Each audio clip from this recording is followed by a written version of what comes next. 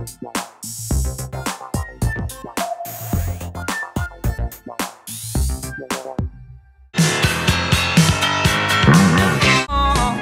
veux-tu pas rester? J'installe de la lumière. Le nid des sans soucis chavire, les histoires chamaillent. Le dedans, le dehors se froisse, nauséabond.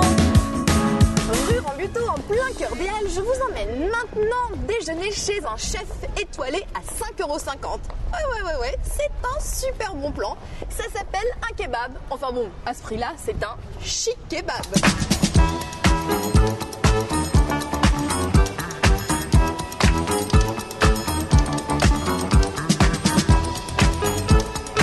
Comment est-ce que tu as eu l'idée? Raconte-moi un petit peu ton amour pour les kebabs. Passion pour les kebabs. Pour la petite histoire, bon, j'ai toujours aimé ça, même quand j'étais jeune, etc. Mais à la fin de mes études, je me suis engagé dans l'armée. Ah oui? Donc j'étais dans la marine en Méditerranée. Donc je passais mon temps sur un bateau et quand j'allais à terre, donc c'était au Liban, en Jordanie, au Maroc, en Égypte. Tu mangeais des kebabs. Je mangeais des kebabs.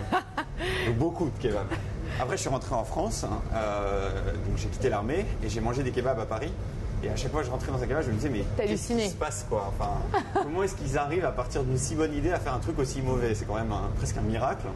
Ouais. Et donc, pour rire, je disais, mais c'est pas grave, parce qu'un jour, je relancerai le kebab en France, etc. Et c'était juste une boutade. Puis au fur et à mesure, d'une boutade, c'est devenu une idée, d'une idée un projet, et d'un projet un restaurant. Quand j'ai créé mon kebab, je me suis dit, bon, le kebab, c'est génial, mais ça a deux défauts. C'est un produit de mec, donc je vais pas avoir de filles. Et c'est un produit que tu répètes pas. Tu y vas une fois de temps en temps. Ouais, donc je vais pas avoir de clients fidèles. Je me suis dit comment faire pour avoir plein de filles et des gens fidèles. Et j'ai suraxé tout mon travail là-dessus. Donc j'ai mis du rose partout, je sais pas si t'as vu. Oui, mais j'ai vu. J'ai fait faire mes tabliers par une créatrice de mode, j'ai mis de la musique lounge, tu vois. Donc pour être girly. Et après j'ai fait plein de recettes différentes et tout, en me disant comme ça les gens reviendront. Aujourd'hui, j'ai 70 à 80% de clientèle féminine et j'ai des gens qui viennent tous les jours. Tu vois. Donc j'ai peut-être un peu trop. C'est génial, c'est génial. Je ne m'attendais pas à ça. On a travaillé avec une diététicienne, donc tous nos sandwichs font moins de 500 calories. On a essayé de les alléger en sel, on travaille que avec des produits frais, on fait tout nous-mêmes. Les crudités, on les achète brutes, on les détaille nous-mêmes. Les sauces sont faites maison, la viande, on la marine nous-mêmes avec de l'huile de pépins de raisin, donc c'est plus léger, c'est antioxydant, etc. Deuxième chose, moi je suis je te l'ai dit, un ancien militaire, donc j'aime bien cuisiner, mais je ne me considère pas comme le roi de la cuisine. Donc on s'est aussi associé à un chef étoilé, Philippe Genelletti, en lui disant est-ce que tu veux pas écrire des recettes de kebab pour nous?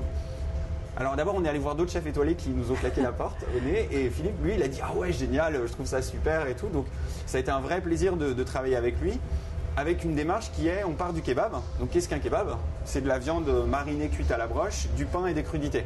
Donc fondamentalement que des bonnes choses. Et après on lui a dit comment est-ce qu'on peut réinventer ça un peu tout en restant quand même dans un produit street food accessible parce que notre sandwich coûte 5,50 €. On n'est pas à 10 € le sandwich, il faut que tout le monde puisse se le payer. D'accord. Pour chaque sandwich, on a créé en fait une marinade d'une viande, Oui. deux sauces et les crudités qui vont ensemble.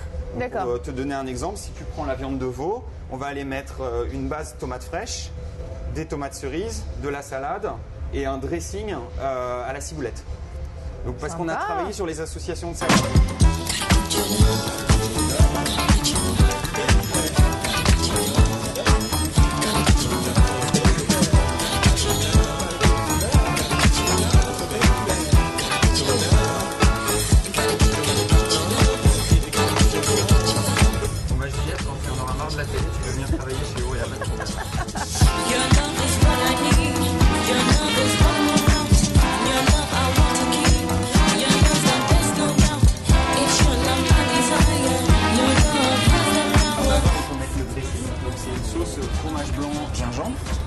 Tu vois, c'est sympa parce que vu comme ça, tu te dis oh non, pourquoi il va me rajouter de la mayonnaise dessus?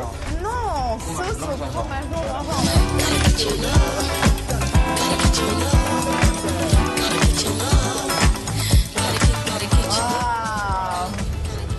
Alors d'ailleurs, pourquoi Our? Alors, en arrivant, venant de New York, tu m'as dit Our, et c'est vrai que la première idée, c'est de dire Our Kebab, notre kebab. Mais à l'origine, Our, en fait, c'est une des plus vieilles villes du monde. C'est Our en Chaldée, capitale de la Mésopotamie. Là d'où part Abraham pour aller faire son voyage dans le désert. Pour la petite histoire, la ville existe. Elle est en Irak aujourd'hui. C'est un peu dur de faire des fouilles en Irak aujourd'hui, mais ils l'ont fait avant. Ils ont trouvé des fresques vieilles de 5000 ans avec des kebabs.